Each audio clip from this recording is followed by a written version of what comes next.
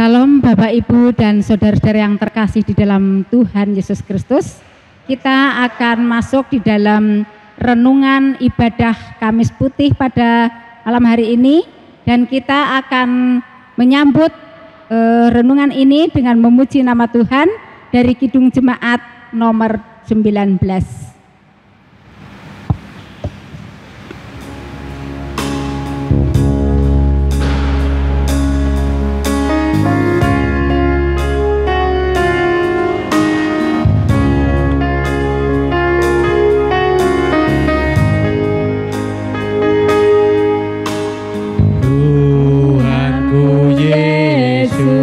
Raja alam raya, Allah dan manusia,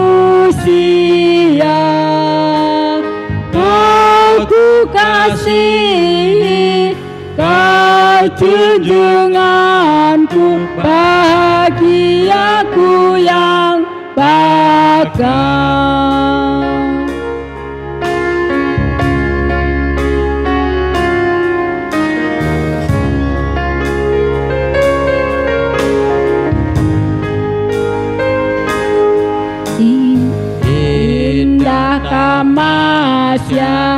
Indah sawah ladang, sungguh elok berseri.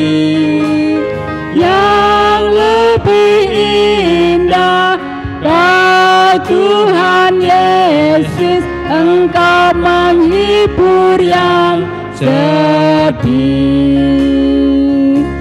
Waktu dan tempat saya serahkan untuk pada Bapak Pendeta, monggo.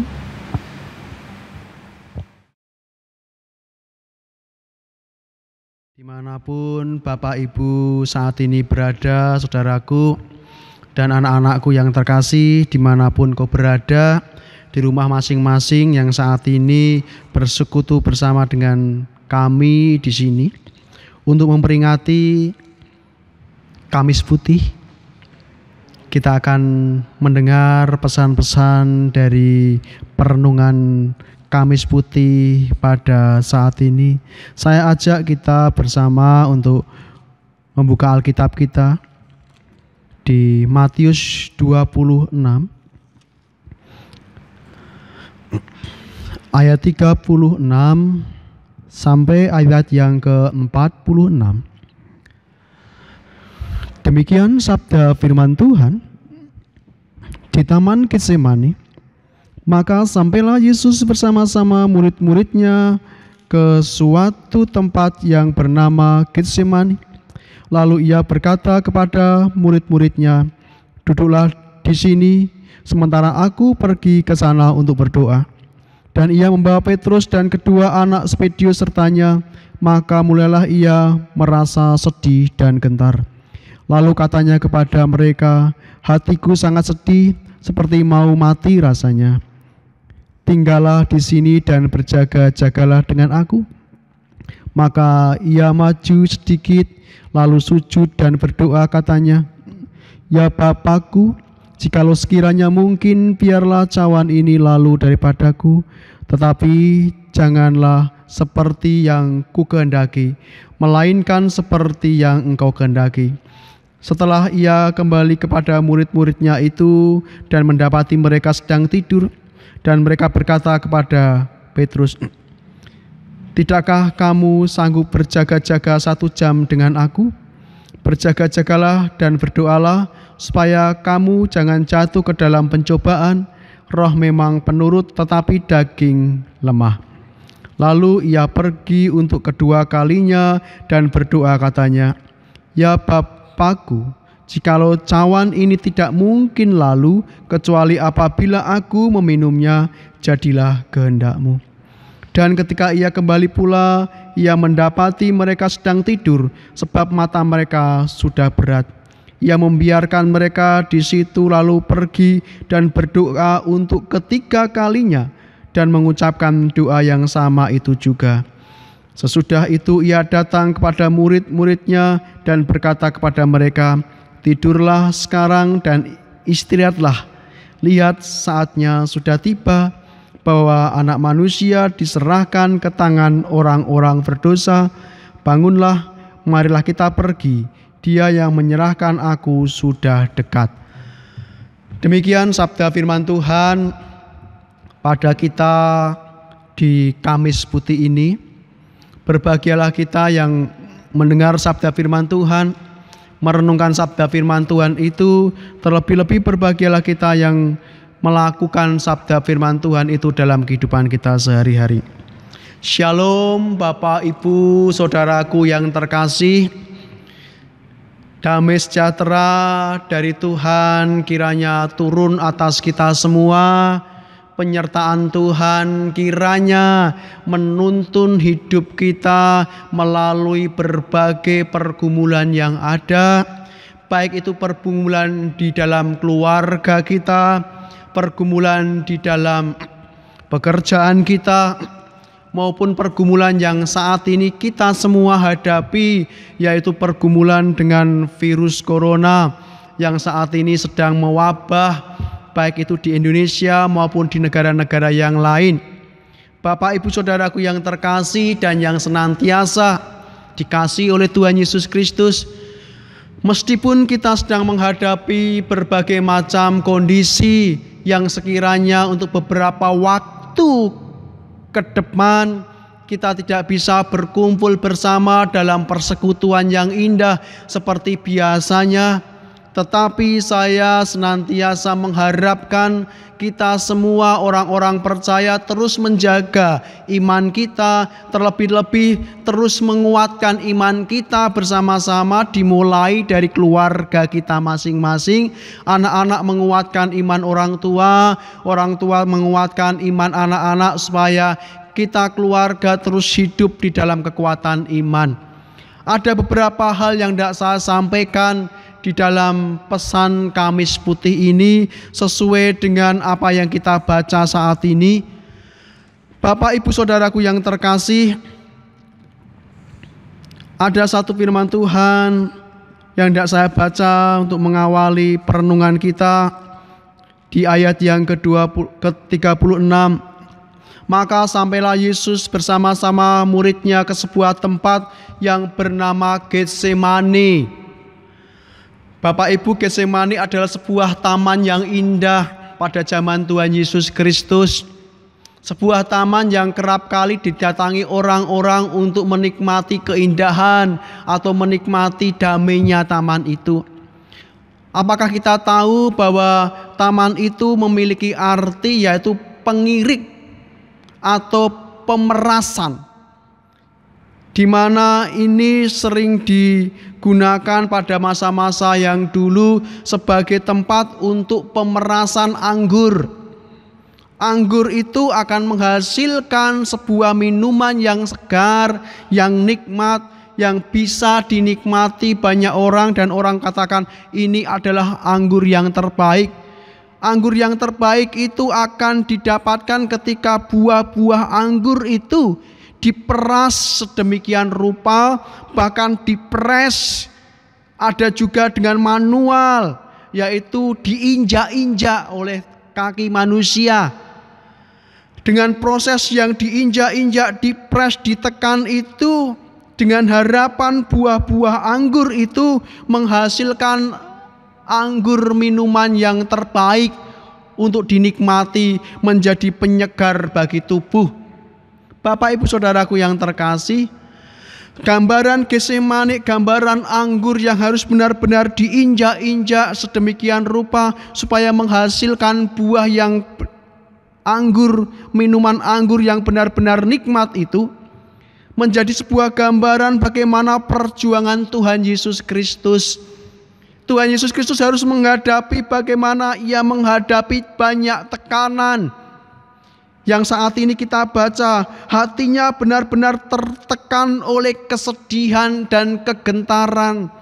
Ini adalah sebuah awal mula penderitaan Tuhan Yesus dimulai. Tuhan tidak hanya menderita secara fisik, tetapi di Getsemani Ia menunjukkan kepada kita ada sebuah penderitaan secara psikis, secara hati, secara pikiran. Tuhan mengalami kegentaran, Tuhan mengalami kesedihan, seakan-akan Tuhan sedang dipres, diinjak-injak untuk menghasilkan sesuatu yang terbaik dari dirinya. Yesus Kristus mengalami hal seperti itu. Yesus Kristus merelakan dirinya untuk mengalami hal yang berat seperti itu. Menjadi sebuah pertanyaan kita bersama di Kamis Putih ini, untuk siapa Tuhan kerjakan itu? Bagi siapa Tuhan merelakan dirinya bergumul dengan begitu luar biasanya, sehingga peluh-peluhnya seakan-akan seperti darah. Karena begitu luar biasanya Tuhan bergumul dengan permasalahannya. Sekali lagi kita bisa pahami untuk siapa Tuhan kerjakan hal-hal yang begitu luar biasa, pergumulan yang luar biasa, penderitaan yang luar biasa. Sekali lagi saya katakan, Tuhan melakukan itu untuk manusia, untuk umat Tuhan, untuk orang-orang yang dikasihinya, untuk saya, untuk Bapak, Ibu, Saudaraku, untuk anak-anakku yang terkasih. Tuhan melakukan itu untuk kita semua. Tuhan melakukan itu dengan dasar satu, Tuhan mengasihi dan mencintai kita. Tuhan menginginkan kita mendapatkan keselamatan, mendapatkan masa depan yang penuh dengan pengharapan. Bapak, Ibu, Saudaraku yang terkasih, ini salah satu pesan yang bisa kita ambil sebagai penghayatan untuk Kamis Putih ini, bahwa Tuhan merelakan diri menghadapi berbagai macam tekanan, berbagai macam pergumulan dan penderitaan di Getsemane. Hatinya menderita, hatinya gentar, hatinya mengalami kesedihan, seakan-akan ingin mati rasanya, karena kesedihan itu benar-benar berat. Semua Tuhan kerjakan dengan tulus bagi kita saat ini, bagi kita orang-orang percaya. Bapak, Ibu, Saudaraku yang terkasih, ada hal yang penting juga yang hendak Tuhan sampaikan, pesankan kepada kita saat ini di dalam kita menghadapi hal-hal yang kadang hampir sama dengan apa yang Tuhan hadapi. Tuhan menghadapi kesedihan, kegentaran. Demikian juga kita saat ini, umat manusia di dunia ini mengalami hal yang sama dengan kita, mengalami kegentaran, ketakutan, kecemasan, kekhawatiran ketika harus menghadapi wabah virus corona. Bukan hanya di Indonesia, di beberapa tempat juga ada, di beberapa negara juga mengalami hal yang sama dengan kita. Lalu bagaimana kita harus mensikapi hal yang seperti ini? Bagaimana kita mensikapi kondisi seperti ini? Tuhan Yesus Kristus mengajarkan kepada kita. Tuhan mengatakan kepada para murid, hatiku sangat sedih, hatiku sangat gentar, engkau ada di sini, aku akan berdoa. Satu solusi yang terbaik yang Tuhan hendak nyatakan, ajarkan kepada kita orang-orang percaya ketika kita sedang menghadapi situasi yang berat, situasi yang mencekam, situasi yang membuat kita khawatir, takut, yang membuat kita sedih juga. Jangan lupa, ini satu-satunya jalan awal yang harus kita lakukan, yaitu datang pada Tuhan di dalam doa. Datang pada Tuhan di dalam doa, mencari kehendak Tuhan, mencari kekuatan dari Tuhan, supaya apa yang kita rasakan, beban yang kita rasakan, kekhawatiran yang kita rasakan, ketakutan yang kita rasakan, seperti apa yang dirasakan Tuhan, benar-benar diangkat oleh Allah, dan benar-benar kita diberikan kekuatan oleh Allah untuk menghadapi apapun juga di depan kita, bukan menghadapi dengan kekhawatiran, bukan menghadapi dengan ketakutan, bukan menghadapi dengan kegentaran, tetapi setelah 3 kali Tuhan berdoa mencari kehendak Bapanya, maka ketika ia sudah berhenti berdoa secara 3 kali itu, maka ada sebuah perubahan yang besar yang terjadi pada Tuhan Yesus Kristus. Dikatakan, bangunlah, mari kita pergi, dia yang menyerahkan aku sudah dekat. Tuhan menyambut tantangannya di depan dengan ketegaran dan kekuatan, dan itu semua ia dapatkan dari Bapanya di surga melalui doa Tuhan Yesus Kristus.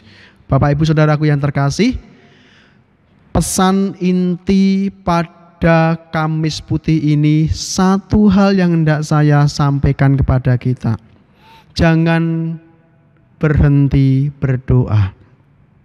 Jangan capek-capek, lelah-lelah kita berkata, aku sudah capek, aku sudah lelah berdoa. Jangan pernah kita capek dan lelah berdoa. Terus berdoa sampai kapanpun kita akan terus datang pada Tuhan, berkomunikasi dengan Tuhan dan berdoa kepada Tuhan, karena di dalam doa itulah kekuatan sejati orang Kristen. Kekuatan sejati orang Kristen kita dapatkan di dalam doa dan di dalam komunikasi dengan Tuhan inilah, dengan komunikasi dengan Allah kita inilah Tuhan berkenan memberikan kita kekuatan. Bapak Ibu Saudaraku yang terkasih, mari saya ajak sidang jemaat, Bapak Ibu GKJTU Jemaat Kendal, untuk mari kita berdoa bagi bangsa kita Indonesia. Kita berdoa bagi Kabupaten Kendal ini yang kita sayangi. Kita juga berdoa, jangan jemu-jemu berdoa untuk keluarga kita, supaya perlindungan penjagaan Tuhan terus ada untuk keluarga kita. Terus berdoa untuk kedamaian dunia, terus berdoa supaya Tuhan menolong umat manusia, mengampuni kita semua, dan wabah virus corona ini segera berakhir dan kita kembali bisa beraktivitas dengan baik dan sekali lagi bisa kembali bersekutu dengan baik juga. Demikian pesan Kamis Putih, kiranya kita dikuatkan oleh Tuhan, kiranya Tuhan senantiasa beserta dengan kita, dan kita terus ada dalam perlindungan kasih kuasa Tuhan. Amin. Kita akan berdoa dan kita akan menerima berkat Tuhan. Tuhan Yesus, terima kasih Engkau sudah memberikan pesan kepada kami di Kamis Putih ini, untuk kami senantiasa mengingat bahwa perjuangan-Mu yang luar biasa itu untuk kami. Perjuangan-Mu di Getsemani untuk melawan kesedihan dan kegentaran itu untuk kami. Karena itu kami juga senantiasa akan terus mengingat perjuangan-Mu, mengingat karya-Mu, mengingat apa yang sudah Engkau kerjakan dalam hidup kami, dan kami senantiasa mengucap syukur bahwa kami punya Allah yang baik kepada kami juga, kepada kami semua, kepada dunia, dan kepada orang-orang yang kami kasihi.